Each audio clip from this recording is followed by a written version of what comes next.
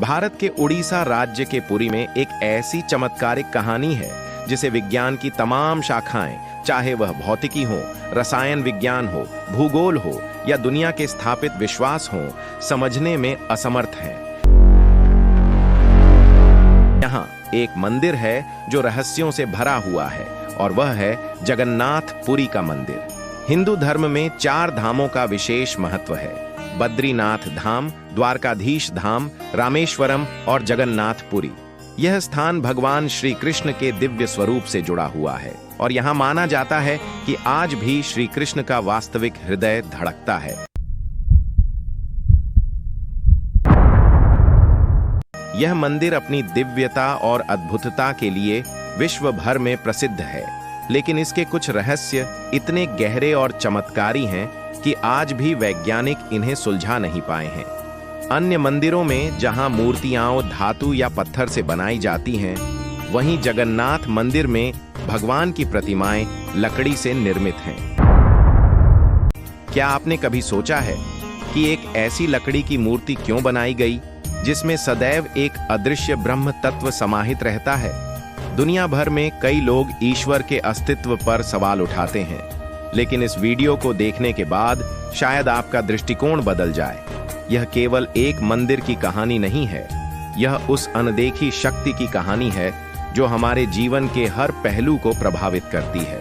आइए हम इस अद्भुत यात्रा पर निकलते हैं और जानते हैं इन रहस्यों के बारे में। और कमेंट में जय श्री जगन्नाथ लिखकर अपनी भक्ति और श्रद्धा प्रकट करें। अगर आप हमारे चैनल मिस्ट्री मोटिवेशन पर पहली बार आए हैं तो सबसे पहले चैनल को सब्सक्राइब करें और साथ में बेल आइकन भी जरूर दबा दें ताकि आपको ऐसे ही रहस्यमयी और रोचक जानकारियां सबसे पहले मिलती रहें।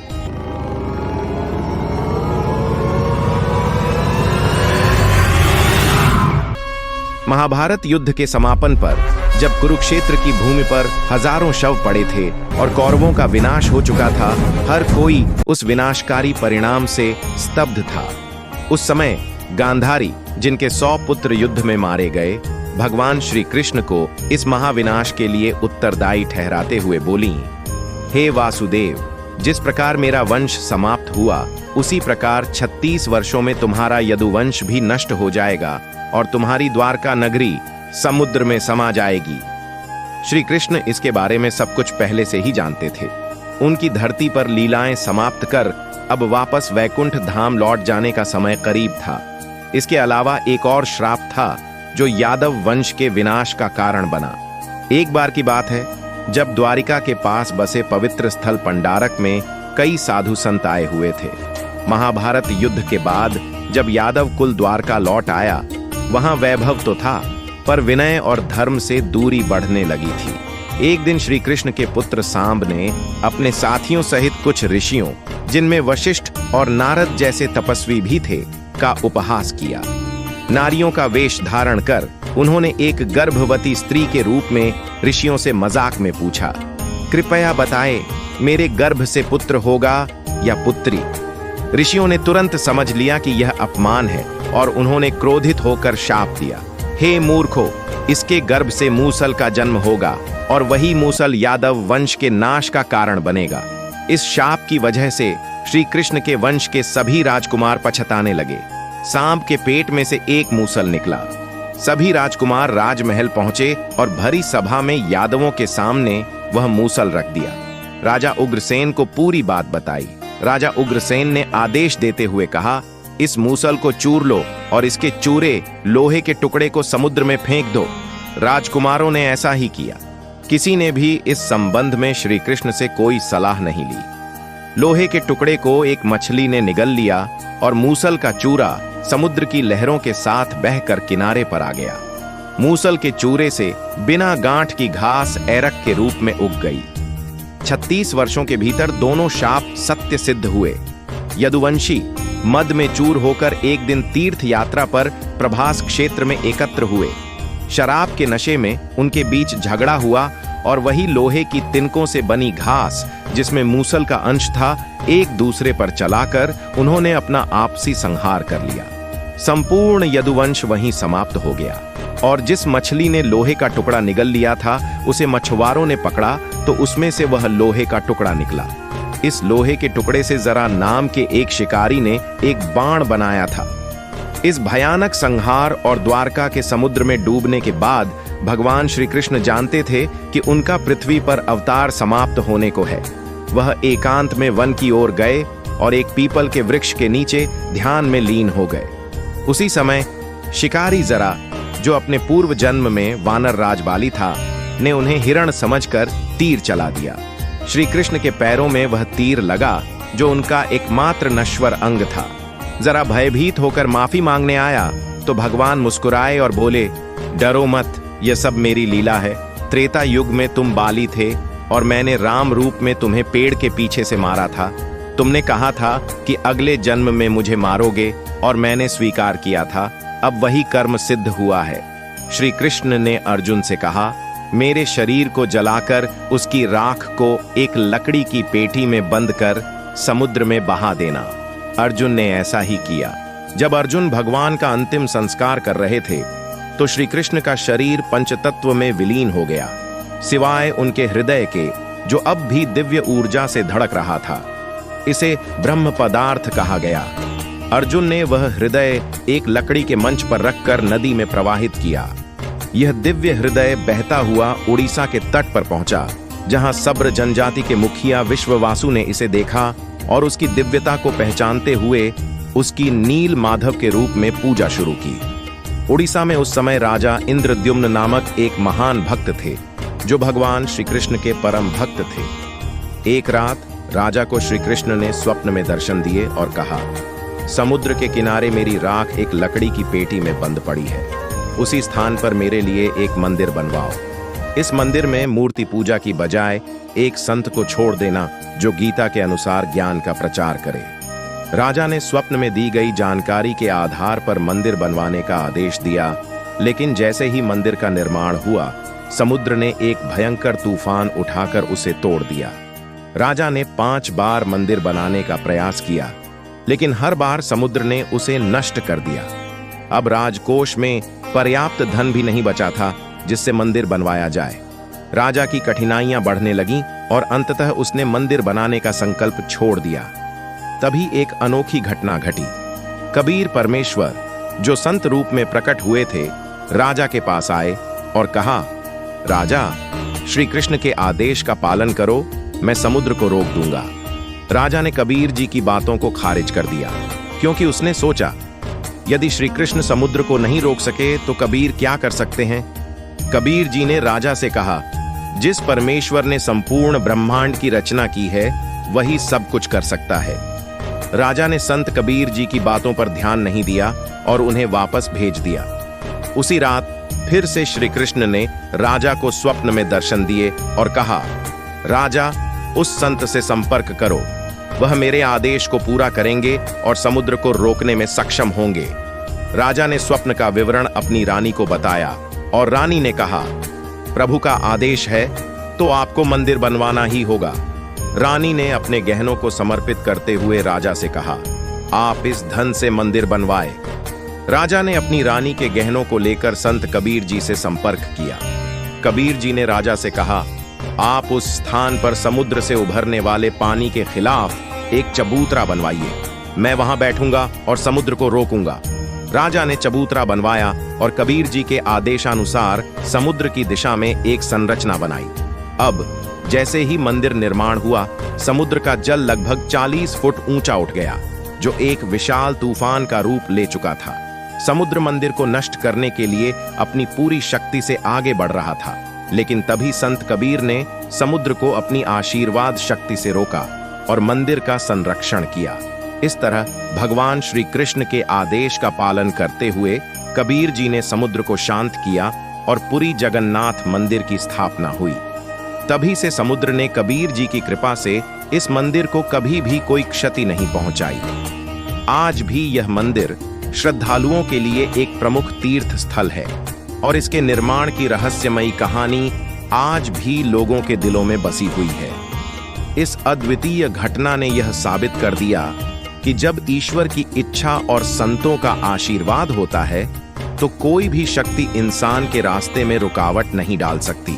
जगन्नाथ मंदिर का निर्माण तो हुआ, लेकिन एक और बड़ी चुनौती सामने आई, मूर्तियों का निर्माण। यह मंदिर भगवान श्री कृष्ण, उनके भाई बलराम और बहन सुभद्रा के सम्मान में बनाया जा रहा था, लेकिन एक समस्या उत्पन्न हुई।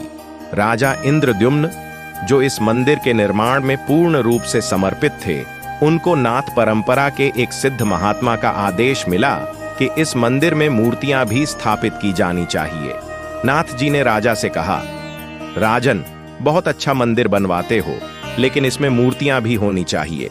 मूर्ति बिना मंदिर कैसा? नील माधव की खोज, विश्वकर्मा द्वारा मूर्तियां बनाना, अधूरी मूर्तियों का रहस्य और अंत में भगवान श्री कृष्ण का धड़कता हृदय उन्हीं मूर्तियों में स्थापित होना, यही आज के पुरी जगन्नाथ मंदिर की महाकथा है। राजा इंद्रद्युम्न को भगवान श्री कृष्ण ने सपने में दर्शन देकर आदेश दिया कि वह नील माधव की मूर्ति ढूंढें। भगवान श्री कृष्ण ने संकेत दिया कि यह मूर्ति नीलांचल की एक गुफा में छिपी हुई है। राजा ने अपने ब्राह्मण पुजारी विद्यापति को नील माधव की खोज के लिए भेजा। बहुत दिनों की कठिन यात्रा के बाद विद्यापति ने सुना कि विश्ववासु नामक एक आदिवासी मुखिया नील माधव की पूजा करता था। विद्यापति ने विश्ववासु से पूजा करने की अनुमति मांगी, लेकिन विश्ववासु ने इसे अपनी जनजाति का रहस्य बताते हुए मना कर दिया। विद्यापति ने चालाकी से विश्ववासु की बेटी ललिता से विवाह किया और इस प्रकार विश्ववासु का विश्वास प्राप्त किया। ललिता के माध्यम से विद्यापति ने विश्ववासु को गुफा तक जाने के लिए राजी कर लिया। यात्रा के दौरान विद्यापति ने रास्ते में सरसों के बीज गिरा दिए ताकि वह वापसी में रास्ता पहचान सके। जब विद्यापति ने पहली बार नील माधव की मूर्ति देखी तो वह उसकी दिव्यता से मंत्रमुग्ध हो गए। उन्होंने तुरंत राजा इंद्रद्युम्न को सूचित किया, लेकिन जब राजा गुफा में पहुंचे तो मूर्ति वहां से गायब थी। विश्ववासु ने मूर्ति छिपा दी थी, यह सोचकर कि राजा उसे अपने साथ ले जाएंगे। राजा इंद्रद्युम्न बहुत दुखी हुए। तभी भगवान श्री कृष्ण ने फिर से उन्हें सपने में दर्शन दिए और कहा, राजा, तुम पुरी के समुद्र तट पर जाओ, वहां एक विशाल नीम का पेड़ बहकर आएगा, उसी पेड़ से मेरी नई मूर्ति बनवाना। राजा ने भगवान के आदेश का पालन किया और अपने सेवकों को समुद्र तट पर भेजा। वहां उन्हें एक विशाल नीम का पेड़ मिला, जिस पर भगवान विष्णु के प्रतीक शंख, चक्र, गदा और कमल उकेरे हुए थे, लेकिन पेड़ को उठाना आसान नहीं था। कई प्रयासों के बाद भी पेड़ अपनी जगह से नहीं हिला। अंततः विश्ववासु की सहायता से यह पेड़ पुरी तक लाया गया, लेकिन कोई भी कुशल कारीगर उस लकड़ी से मूर्ति नहीं बना सका। कारीगरों ने राजा से कहा, यह लकड़ी इतनी मजबूत है कि हमारे हथौड़े और छेनी का इस पर कोई असर नहीं होता। राजा इंद्रद्युम्न ने भगवान श्री कृष्ण से प्रार्थना की। भगवान श्री कृष्ण राजा के सपने में प्रकट हुए और कहा, हे राजा, देवताओं के दिव्य वास्तुकार विश्वकर्मा की पूजा करो, वह यह कार्य पूर्ण करेंगे। राजा ने विश्वकर्मा की प्रार्थना की।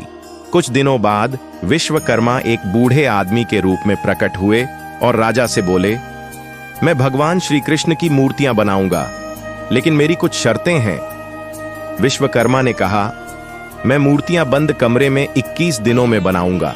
इस दौरान मुझे कोई परेशान नहीं करेगा। यदि कोई दरवाजा खोलेगा तो मूर्तियां अधूरी रह जाएगी। राजा ने शर्तें मान ली और काम शुरू हो गया। लेकिन 15 दिन बाद रानी गुंडीचा चिंतित हो गईं और उन्होंने राजा से दरवाजा खोलने की प्रार्थना की। राजा ने मना किया, लेकिन रानी ने जोर दिया और दरवाजा खोलने का आदेश दिया। जैसे ही दरवाजा खोला गया, सभी हैरान रह गए। विश्वकर्मा गायब हो चुके थे और पीछे केवल भगवान जगन्नाथ, बलराम और सुभद्रा की मूर्तियां अधूरी थीं। लेकिन जब राजा इन मूर्तियों के पास गए तो उन्हें महसूस हुआ कि इन मूर्तियों में एक दिव्य धड़कन है। एक दिव्य आवाज आई जिसने राजा को बताया कि श्री कृष्ण का हृदय इन मूर्तियों में है। राजा ने इन मूर्तियों को स्थापित किया। आज वही अधूरी मूर्तियां भगवान जगन्नाथ, बलराम और देवी सुभद्रा के रूप में जगन्नाथपुरी में पूजी जाती हैं। भगवान जगन्नाथ को दुनिया का एकमात्र जीवित देवता माना जाता है, जो अपने भक्तों की इच्छाओं को सुनते और पूरा करते हैं। यह मंदिर न केवल भगवान की दिव्यता का प्रतीक है, बल्कि यह संदेश भी देता है कि भक्ति और आस्था के मार्ग पर चलते हुए ईश्वर अपने भक्तों के साथ हमेशा रहते हैं। जगन्नाथ मंदिर पुरी में स्थापित मूर्तियों की पूजा और प्रतिष्ठा का एक अद्भुत पहलू है।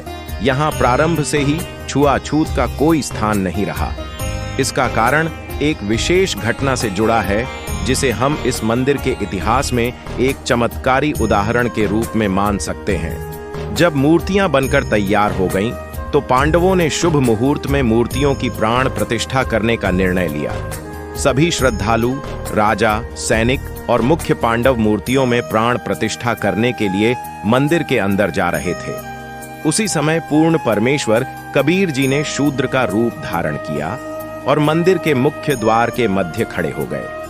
पांडवों ने देखा कि एक शूद्र व्यक्ति मंदिर के द्वार के बीच में खड़ा है और यह इस अवसर पर अशुद्ध मानी गई। गुस्से में आकर पांडवों ने कबीर जी को धक्का दे दिया, जिससे वे दूर जाकर गिर पड़े और परमात्मा एकांत में बैठ गए। जब राजा और अन्य श्रद्धालु अंदर गए तो देखा कि मूर्तियां उसी शूद्र रूप में बदल गई थीं, जो कबीर जी ने धक्का खाया था। इस घटना से सभी लोग चौंक गए।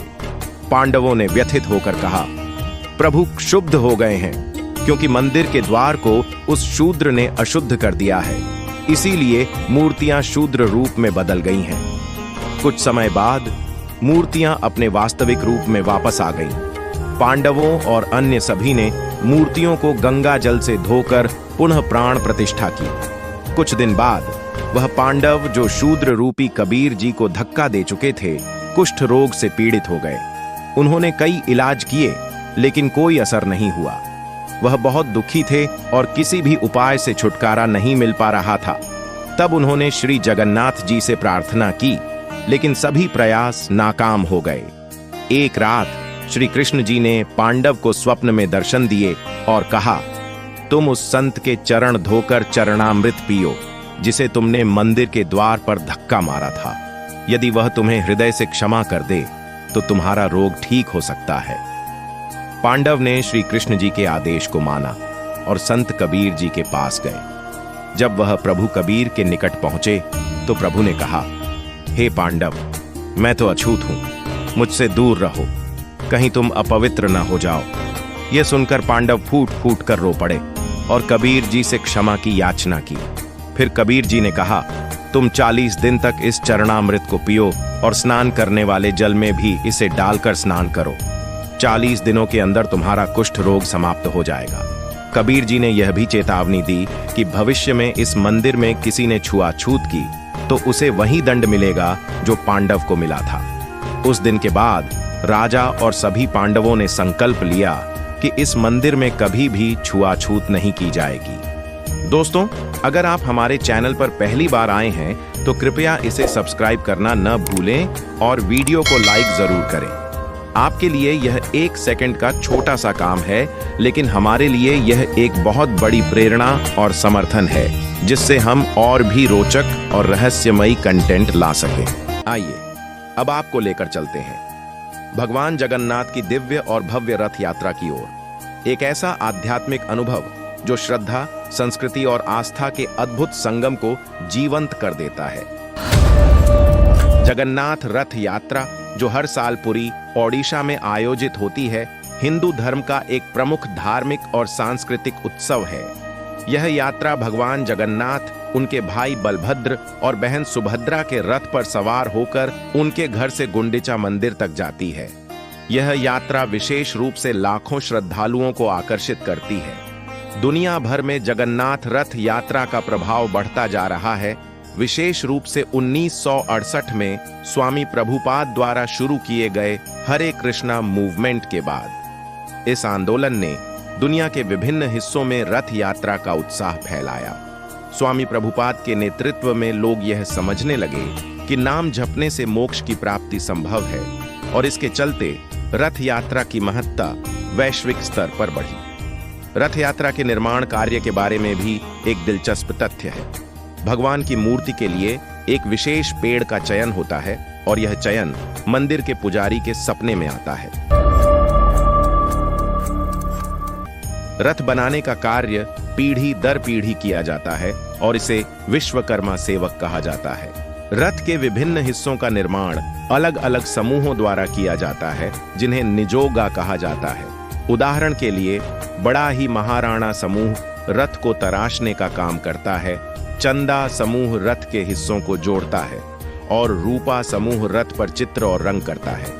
यह प्रक्रिया एक सामूहिक कार्य है जो रथ यात्रा की तैयारी के समय होती है और यह दिखाता है कि इस धार्मिक उत्सव में कितनी मेहनत और समर्पण होता है। जगन्नाथ मंदिर की रथ यात्रा एक अत्यंत महत्वपूर्ण और ऐतिहासिक धार्मिक उत्सव है जो हर साल पुरी, ओडिशा में आयोजित होती है। इसे अतिथि देवो भव के सिद्धांत पर आधारित एक महत्वपूर्ण त्योहार माना जाता है, जिसमें भगवान जगन्नाथ, उनके भाई बलभद्र और बहन सुभद्रा 3 विशाल रथों पर सवार होकर पुरी के विभिन्न हिस्सों में यात्रा करते हैं। यह यात्रा विशेष रूप से हिंदू धर्म के अनुयायियों के लिए एक बहुत ही श्रद्धेय अवसर है। रथ यात्रा का इतिहास प्राचीन काल से जुड़ा हुआ है और इसे खास तौर पर भगवान जगन्नाथ की रथ यात्रा के रूप में मनाया जाता है। यह उत्सव हर साल आषाढ़ शुक्ल पक्ष की द्वादशी तिथि को आयोजित होता है, जो सामान्यतः जून या जुलाई में पड़ता है। इस दिन भगवान जगन्नाथ, बलभद्र और सुभद्रा अपने माता के घर अर्थात गुंडिचा मंदिर जाने के लिए रथों पर सवार होते हैं। यह यात्रा पुरी शहर से गुंडिचा मंदिर तक होती है, जो लगभग 2.5 किलोमीटर की दूरी पर स्थित है। जगन्नाथ रथ भगवान जगन्नाथ का रथ होता है और इसे नंदी घोष कहा जाता है। यह रथ 45 फीट लंबा होता है और इसमें भगवान जगन्नाथ की मूर्ति सवार होती है। इसका रंग लाल होता है और इसे बहुत ही सुंदर तरीके से सजाया जाता है। इसके पहिए लकड़ी के बने होते हैं जो बहुत विशाल होते हैं। बलभद्र रथ को ताल ध्वज कहा जाता है। इसका रंग हरा होता है और यह भगवान बलभद्र की मूर्ति के साथ चलता है। इसका आकार जगन्नाथ रथ से थोड़ा छोटा होता है, लेकिन इसका आकार भी काफी विशाल होता है। सुभद्रा रथ को द्विपदा कहा जाता है। इसका रंग पीला होता है और यह भगवान सुभद्रा की मूर्ति के साथ यात्रा करता है। रथ यात्रा की शुरुआत भगवान जगन्नाथ के मंदिर से होती है।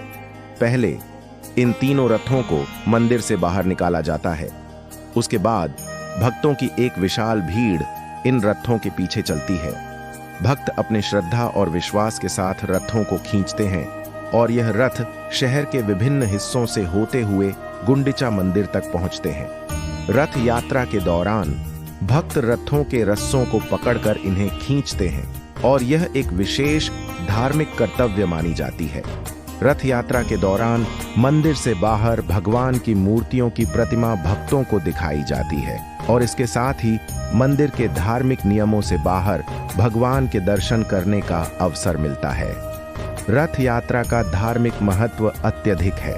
इसे भगवान जगन्नाथ की यात्रा के रूप में देखा जाता है, जो अपने भक्तों के बीच आते हैं और उन्हें आशीर्वाद देते हैं। रथ यात्रा में भगवान के दर्शन करने से भक्तों की मनोकामनाएं पूरी होती हैं और इसे आत्मिक शांति की प्राप्ति का अवसर भी माना जाता है। रथ यात्रा को भगवान के साथ मिलकर चलने के रूप में देखा जाता है और यह दर्शाता है कि भगवान अपने भक्तों के साथ रहते हैं और उनके दुखों को समाप्त करते हैं। रथ यात्रा के दौरान कई अनुष्ठान होते हैं। सबसे पहले रथों की विशेष पूजा की जाती है। रथों को विशेष तरीके से सजाया जाता है। रथ यात्रा के समय पूरी शहर में विशेष प्रकार के भजन, कीर्तन और पूजा अर्चना की जाती है। यात्रा के दौरान रथों को खींचने के लिए हजारों की संख्या में भक्त जुटते हैं, जो रथों की रस्सियों को खींचते हुए भगवान के दर्शन करने का प्रयत्न करते हैं। जगन्नाथ रथ यात्रा हमें यह सिखाती है कि ईश्वर हर किसी के लिए समान है और उनकी लीला का दर्शन तभी संभव होता है जब हम अपने अहंकार को त्याग कर पूर्ण श्रद्धा के साथ उनके चरणों में आत्मसमर्पण कर देते हैं। दोस्तों, भगवान जगन्नाथ मंदिर के निर्माण, मूर्तियों की प्राण प्रतिष्ठा और रथ यात्रा की पवित्र कथा के साथ हमारा पहला भाग यहीं समाप्त होता है। अगर आपको ये डॉक्यूमेंट्री पसंद आई हो तो वीडियो को लाइक करें, कमेंट में जय श्री जगन्नाथ लिखकर अपनी भक्ति जरूर प्रकट करें और इस दिव्य ज्ञान को अपने दोस्तों और परिवार के साथ शेयर करें। साथ ही चैनल मिस्ट्री मोटिवेशन को सब्सक्राइब करना न भूलें ताकि आप आने वाले भाग को सबसे पहले देख सकें। अब सवाल ये है कि भगवान जगन्नाथ हर साल 15 दिन तक बीमार क्यों हो जाते हैं? मंदिर का ध्वज हवा की विपरीत दिशा में क्यों लहराता है? रत्न भंडार जो दशकों से बंद है, उसमें क्या रहस्य छुपा है?